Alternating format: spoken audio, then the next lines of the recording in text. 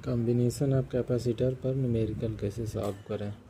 तो जैसे अगर 3 कैपेसिटर हैं और इस तरह इनको ऐड किया जाए कि ये क्या है, इनमें चार्ज सब में सेम फ्लो हो, तो सेम चार्ज फ्लो होगा तो ये क्या होगा, सीरीज कॉम्बिनेशन में होंगे, तीनों सीरीज कॉम्बिनेशन में होंगे। सीरीज कॉम्बिनेशन के लिए फार्मूला क्या होता है, 1/CS equal to 3 capacitor 1/C1 plus 1/C2 plus 1/C3।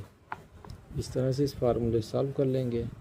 अब मान लिया अगर कैपेसिटर इस तरह कनेक्टेड हैं तो हम देख सकते हैं कि ये 2 एंड है, दोनों से 3 कैपेसिटर कनेक्ट हैं, तो तीनों में जो चार्ज फ्लो होगा तीनों में अलग अलग होगा। तो तीनों में अगर चार्ज अलग अलग फ्लो करेगा तो ये क्या होगा, पैरेलल कॉम्बिनेशन कहा जाता है इसको। तो पैरेलल कॉम्बिनेशन के लिए फार्मूला क्या होता है, CP equal to C1 plus C2 plus C3। इस तरह सॉल्व कर लेंगे।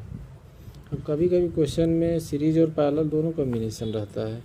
जैसे इस क्वेश्चन में देखा जाए अगर, तो ABC 3 पॉइंट हैं।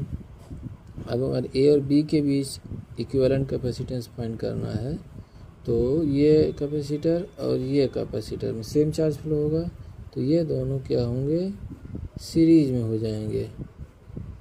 अब ये दोनों सीरीज में हो गए तो इसका सीरीज इक्विवेलेंट निकाल लेंगे। फिर ए और बी के बीच इक्विवेलेंट फाइंड करना है, तो इसका जो कैपेसिटर ए और बी के बीच में है इसके साथ ये क्या होगा, फिर पैरेलल कॉम्बिनेशन में आ जाएगा। जैसे इसका अगर दूसरा फिगर ड्रा किया जाए समझने के लिए, तो ए बी हो गया, ये जो दूसरा है इस तरह से ये फार्मूला इक्विवेलेंट, इन दोनों का सीरीज इक्विवेलेंट ही हो गया। अब फिगर्स देखने समझ सकते हैं क्या है कि ये दोनों क्या है, पैरेलल में हो गए। अब इनका पैरेलल कॉम्बिनेशन निकाल लेंगे तो इस तरह से इक्विवेलेंट कैपेसिटर निकल जाएगा। तो इस तरह क्वेश्चन में डिफरेंट तरह से कैपेसिटर कनेक्टेड होते हैं और उसको देख के हमें सीरीज पैरेलल छाड़ना रहता है। जैसे ये कैपेसिटर ये हो गया और ये कैपेसिटर ये, तो दोनों सीरीज में हैं। फिर अगर ये कैपेसिटर इस तरह जोड़ दिया जाए तो ये क्या होगा, इन दोनों के साथ पैरेलल कॉम्बिनेशन में हो जाएगा।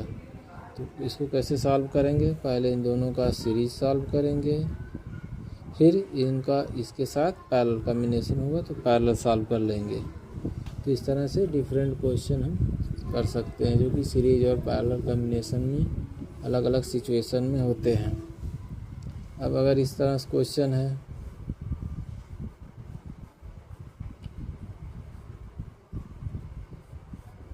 और ये है, इसके साथ फिर एक कैपेसिटर जुड़ा है, तो अगर ये पॉइंट है यहाँ बी ए बी के बीच इक्विवेलेंट कैपेसिटेंस फाइंड करना है।